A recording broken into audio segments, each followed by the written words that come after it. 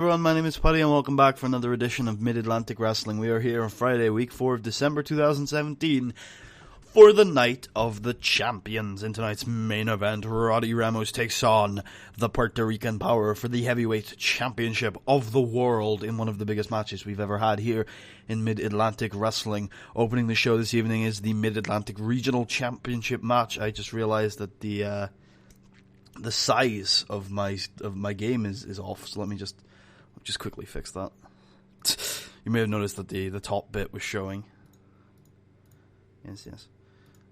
I have it set up in a very specific way, so if it's been moved mid recording, then you can probably see the difference. Opening us up the evening is the Regional Heavyweight Championship match between Island Boy Apollo, the champion, and his challenger Giant Brody, a man who was clearly very pissed off in January when he lost to Island Boy Apollo, a rare loss for the Giant Man, and he's been on a tear since returning to MAW, and he's earned a title shot, which he's going to get in our opening contest of the evening. Also, there have been rumors rumbling that that well-known manager Vinnie Cruz is going to be debuting here tonight with a new client, who he is promising is going to shake up the landscape of Mid-Atlantic Wrestling forever. We are in the Mid-Atlantic, we are in Baltimore, Maryland. The finals of the Hot Prospects tournament is also tonight. Solomon Gold versus American Elemental. Let's just get into the show, shall we?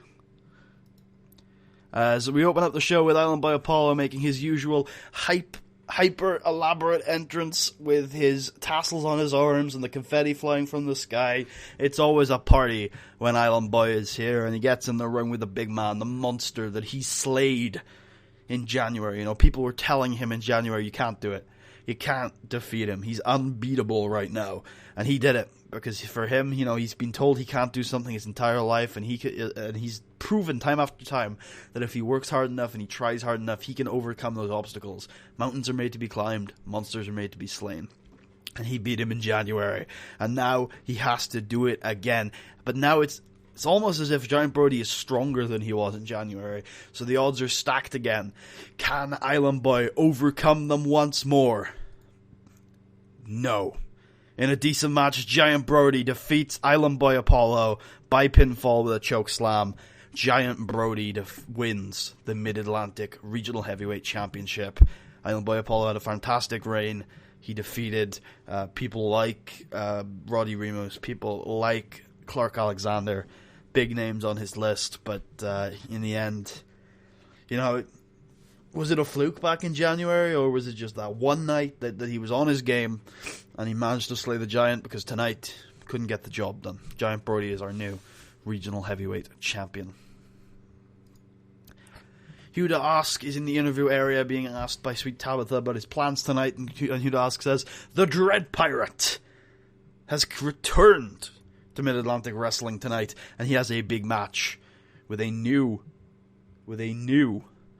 participant in the Mid-Atlantic arena, Ernest Youngman. And if he thinks he can get ahead in this company, well, he has to go through me, because I have been the most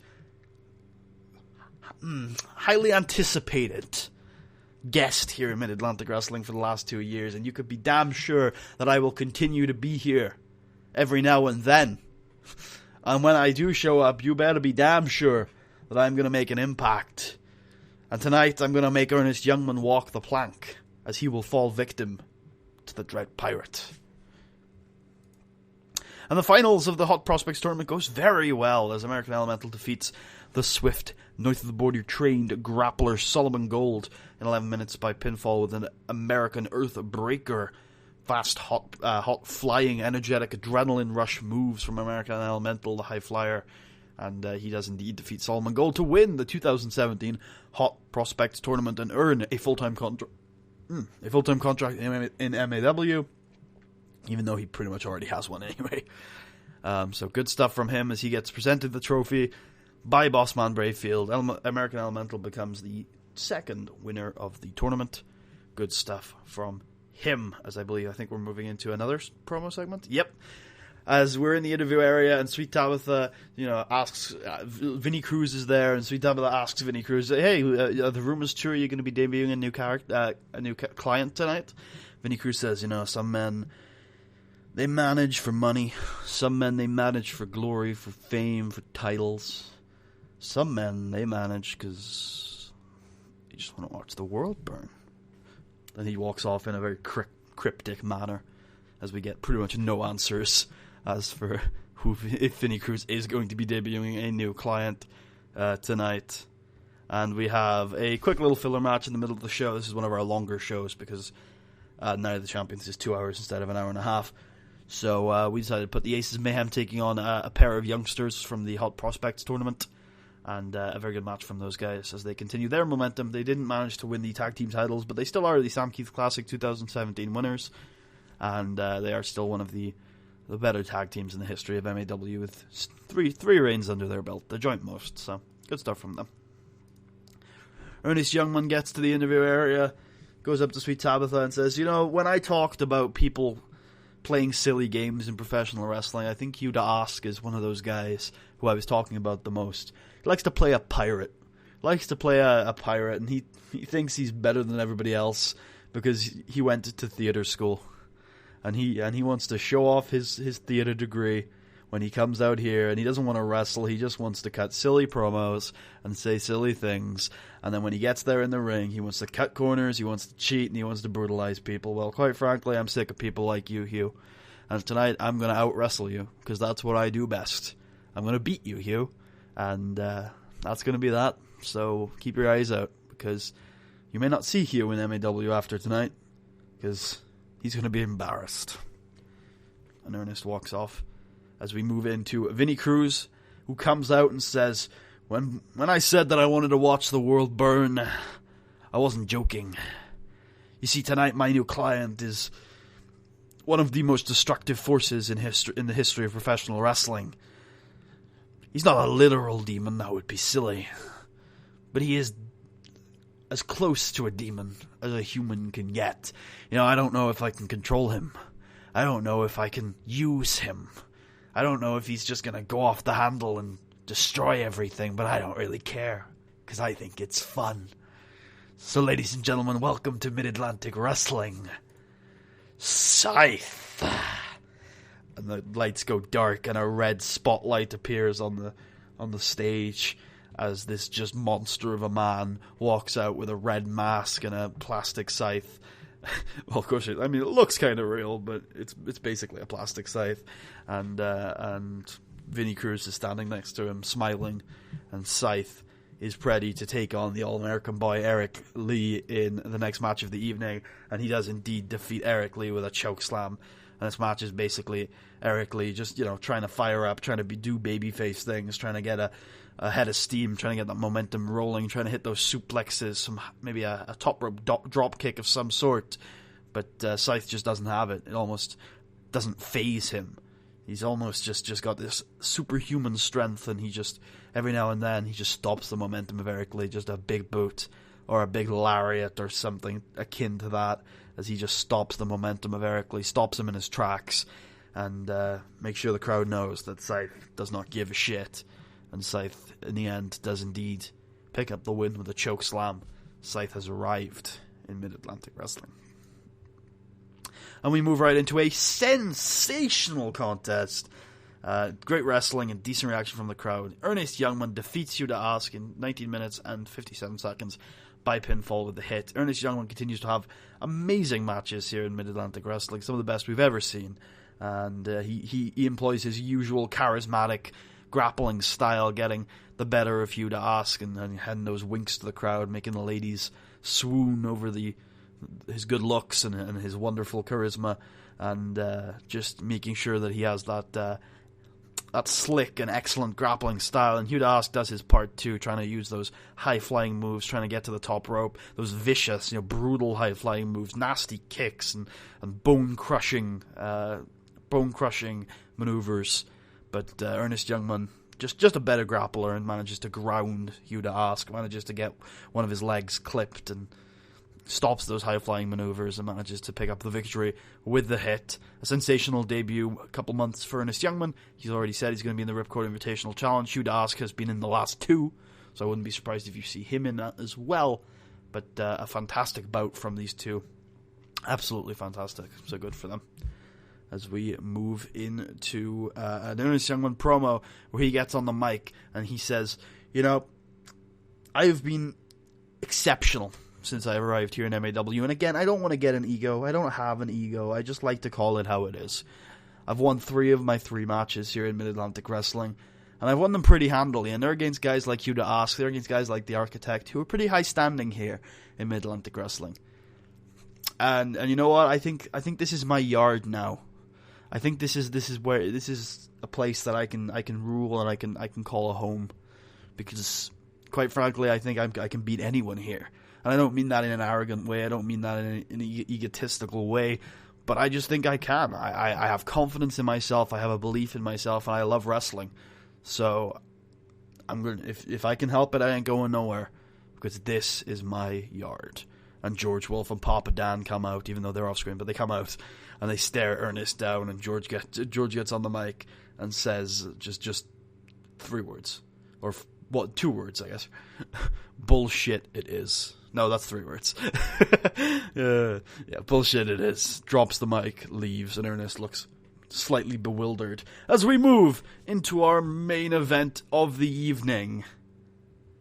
It is, of course, the Heavyweight Championship of the World. Puerto Rican Power taking on Roderick Ramos. And in a 48D+, the Puerto Rican Power defeats Roddy with a San Juan Rush. Puerto Rican Power makes defense number 3 of his World Heavyweight Championship. He was hampered by injury, and Roddy also got an injury. And it was a close match.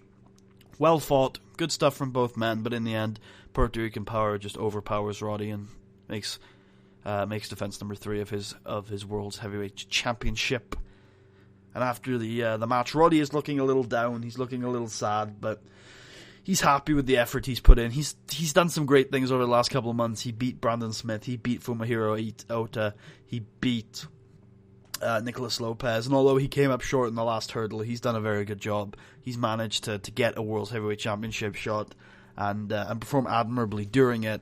And then suddenly, after he's been in the ring for a little while, yes, I'm aware, Puerto Rican Power just extends his hand to Roddy, helps him up. They embrace a little, and Puerto Rican Power goes to the back, and out comes Island Boy Apollo and Ernest Youngman, who are smiling at Roddy, and they give Roddy a handshake to give him a hug, and they pose for the crowd for a bit, and although there isn't much of an explanation from comms or from anyone really what's going on, there seems to be some sense that this is probably Roddy's last night with the company. And there's a jovial atmosphere between the 3 baby faces, and it appears that Roddy might be moving on to better things. So that is the end of 2017. That is the end of the Night of the Champions. I hope you guys have enjoyed this episode. I really did. What a great match from Hugh and Ernest. Fantastic stuff from the 2 guys. I'm sure if they stick around, if they don't move on to bigger and better things, they will be big players for us next year. Hugh's been a constant in the background for us, and Ernest has been sensational since he joined. So I hope you guys did enjoy. Like I said a couple episodes ago, I'm going to be spending some time between this episode and the next episode getting rid of a lot of the roster, trimming us down to our necessary personnel. I had a lot of people on the roster full time that are from other territories, and although I'm going to be bringing people in for the tournament next month, they're only going to be on 1-night deals. Next year is going to be a lot about our core Mid-Atlantic roster, guys who can represent us, guys who are our guys, and hopefully you won't miss anybody that heads out. So anyway, aside from that, I hope you guys enjoyed. If you did, please leave a thumbs up, check out the rest of the series, subscribe if you haven't already. If you're feeling especially generous, particularly like the episode, go ahead and check out the link to my Patreon in the description if you want to have a creative input on the series. First place I tend to go is my Twitter, link to that is also in the description. Next episode is the Ripcord Invitational 2018. Big time, 3rd time we're running that tournament. I really hope you join me for that one. It's currently going to set a lot of the pace for next year. We can already confirm a couple of the entrants. Hugh Dask will be in it, Ernest Youngman will be in it, and George Wolf will be in it. Aside from that, there's not too much else to confirm. But aside from that, it's been a fun year. I've enjoyed 2017. It's been a bit disparate. I think 2016 was probably a better year. From me personally, from a storytelling perspective. There were a couple of better things. Although I really enjoyed the start of 2017. I enjoyed bits of the end of it, but there were a couple of problems with people leaving, and also, like I said, there were plans for a couple of guys, and we're past those plans now, and I haven't made new ones. So it's time to take a step back. It's time to make a plan. It's time to plan and refocus. So hopefully 2018 will be a better year than this year. Not that this was a bad year, but just hopefully 2018 will be a better one. We are going to be moving from Baltimore, Maryland this year into Charlotte, North Carolina next year. And I should also mention when I say this as well, because I'm not from the US and I'm terrible with geography. So I've tried to research what counts as the Mid-Atlantic region, both in TW and in the real world. And it's there's a ton of different theories, some of which includes New York in it. So what I'm basically going on is towns where real life Mid-Atlantic territories have been. So I'm talking mainly about the Mid-Atlantic from Jim Crockett era and the current Indy that is CWF Mid-Atlantic, towns that those guys frequented. I'm going to be trying to stick to, but go ahead and tell me in the comments if I massively fuck up. So yeah, aside from that, we're in Charlotte, North Carolina next year. I hope you guys will enjoy. I hope you guys will join us. This has been too long of an outro, so I'm just going to end it now. Deal with it.